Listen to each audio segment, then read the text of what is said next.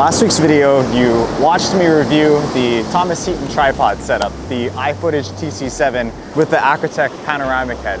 And while I still like that tripod and I still think that it's a pretty solid setup, the size and weight were just too big for me to travel with, and the stability kind of just wasn't there, which limited my use with seascape photography. Woo! Big splash here. So after running into a couple of those issues, I opted to purchase the Benro Mammoth tripod. And I was using that tripod for about a year, and it was a pretty solid tripod, but it had issues with the lever locks because they were made of rubber, or at least the casing was made of rubber. They began delaminating, especially when it came to shooting around salt water, which made it just kind of difficult to use.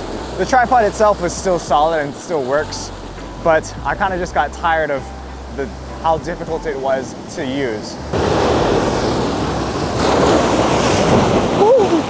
That one legit almost knocked me over. Oh shit.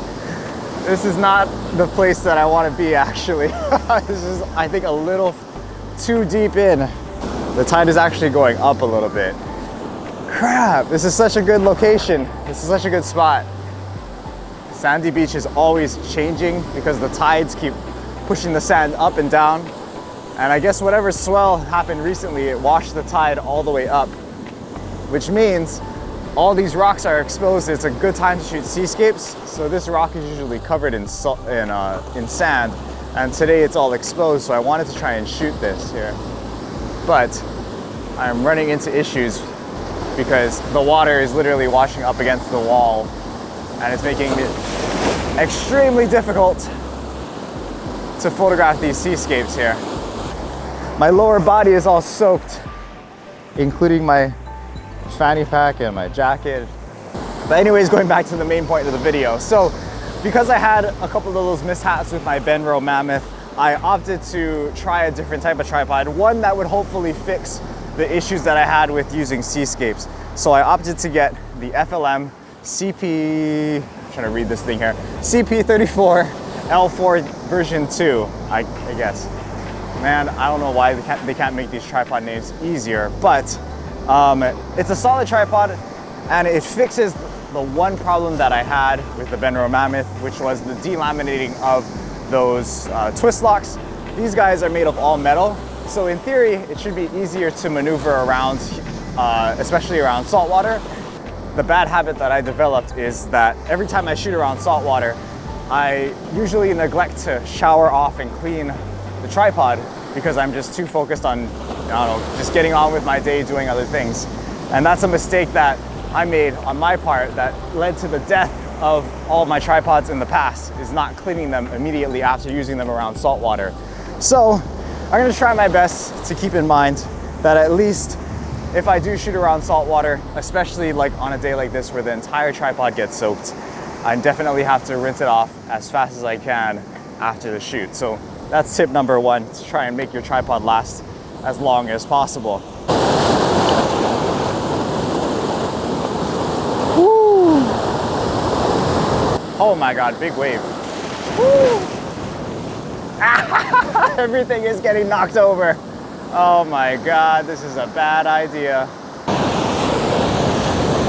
Okay, so after getting completely drenched in salt water, most people would say it's probably not a great idea to go back to shooting exactly where I got splashed, but not me.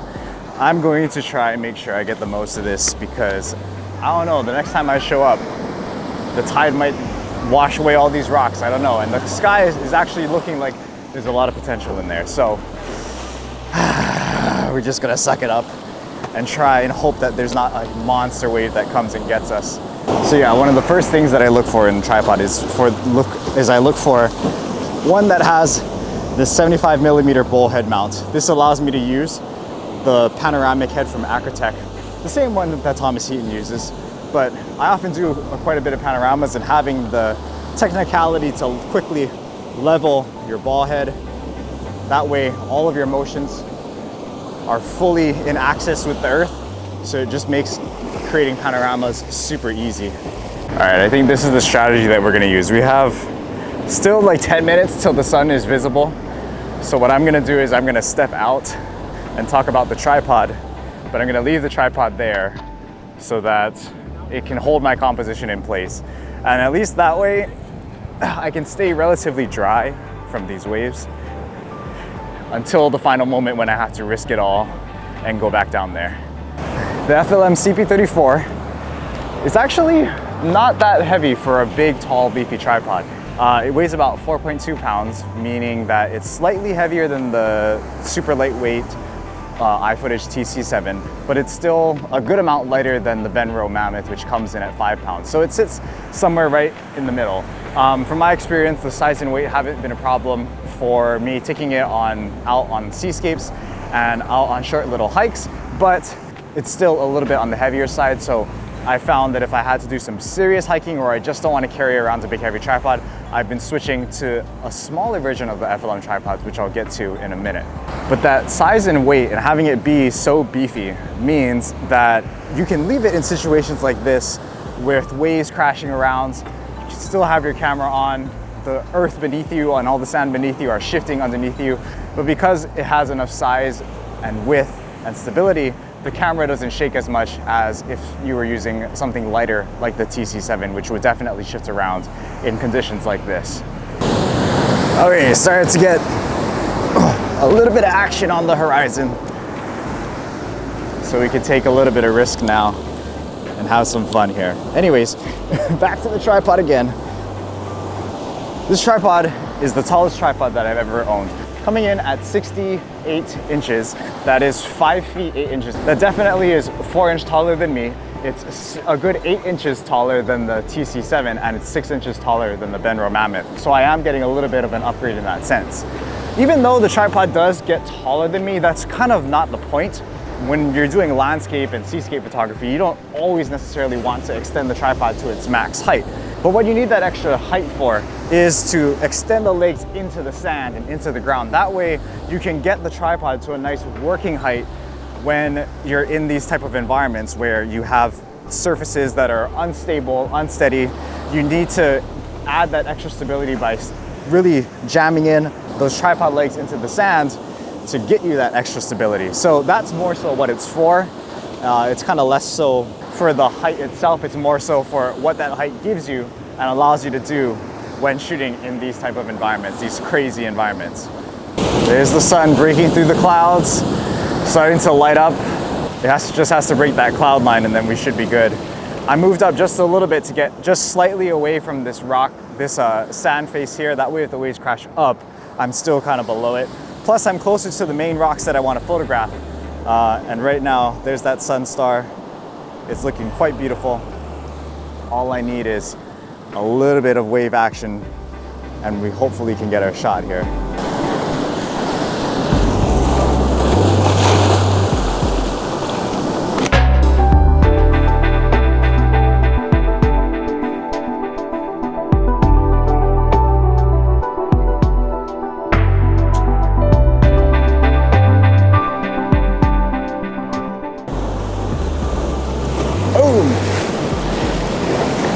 Okay, getting a little bit of water flow. Oh yeah, that's nice. That's really nice.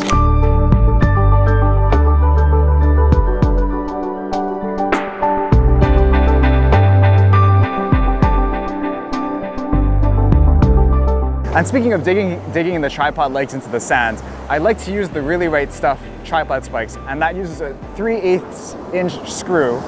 And of course, those come standard on these FLM tripods. So I'm able to use my favorite tripod spikes to make it easier to dig the feet into the sand. Ooh, big wave coming through here. This one might do some damage. Okay, we saved our stuff, but we're getting these awesome water flows here. Oh my goodness gracious.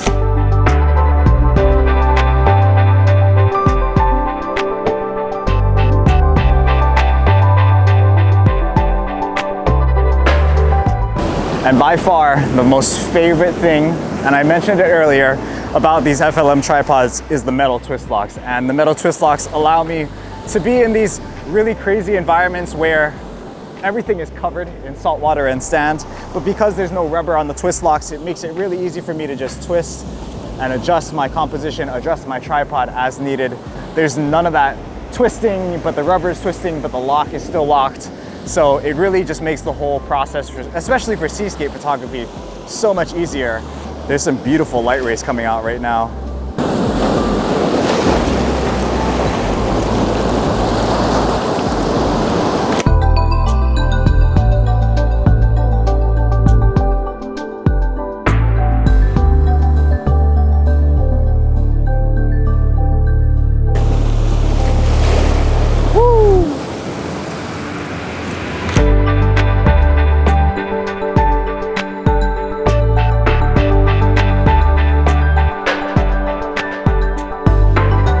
So yeah, as you can tell, despite the big waves, the tripod stays really solid because of all the things that I previously mentioned earlier.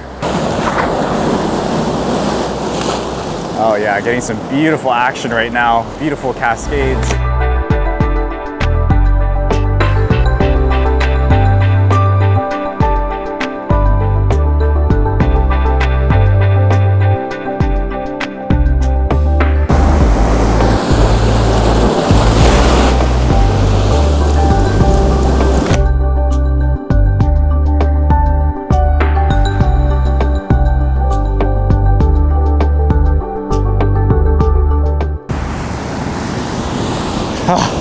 Man, that was a hectic shoot, but as you can see, the FLM CP34 might just be the best seascape photography tripod out there. It handled those waves and those crazy conditions like a champ, and these metal twist locks, man, I can't say enough about them, but they really make adjusting the tripod when everything is covered in salt water super simple and super easy. There's no worry about the tripod breaking down over time. As long as we remember to clean it, that's gonna be the problem. So I'm gonna take this thing home, take a shower because I'm also covered in sand and salt water. But I'm gonna take this home, shower with it, clean out all the sand and salt water, and hopefully get this thing to last, you know, as long as I can. Anything, when exposed to salt water and you just let it sit there, it's gonna corrode and break down. So I wanna try my best to keep this tripod as pristine as possible. But I can't say enough about how much I like FLM tripods. I even went out and bought this small little FLM tripod for vlogging because previously I was using the Peak Design tripod, and that tripod was pretty good and it's still nice because it's super small and lightweight.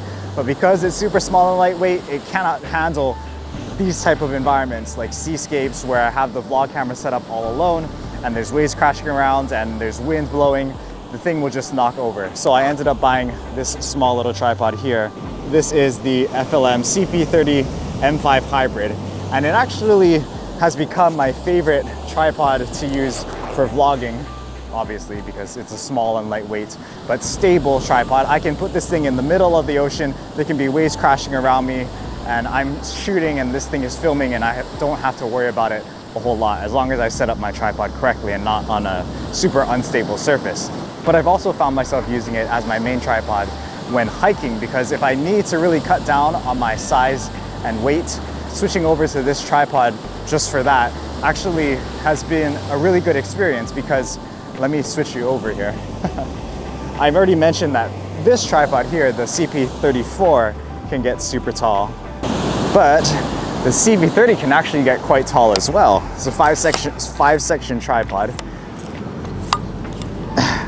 but actually can get to a decent working height. Let me find the specs on it actually. It can get up to 60 inches or 5 feet tall. So it's a pretty good working height for a secondary tripod, and it's nice and lightweight too. It's under 3 pounds. I just threw on this iFootage, just, you know, quick release ball head that's super small and lightweight too.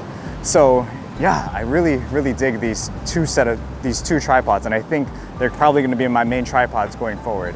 So yeah, if you're looking at getting your first serious seascape photography tripod, I would definitely recommend the FLM CP34 L4. It's a big purchase. It's coming in at just under $700. It's not the cheapest tripod out there, but like all landscape photographers say when it comes to tripods, buy nice or buy twice. And clearly I don't listen to that because this is like my 4th tripod purchase for serious landscape photography, and clearly I don't follow that. But I actually really do enjoy testing out different tripods and reviewing them for you guys. So if you appreciate all of the purchases that I've made and all the sacrifices to my bank account that I've made, make sure you hit that like button, comment, and subscribe to see more videos. It really helps the channel grow.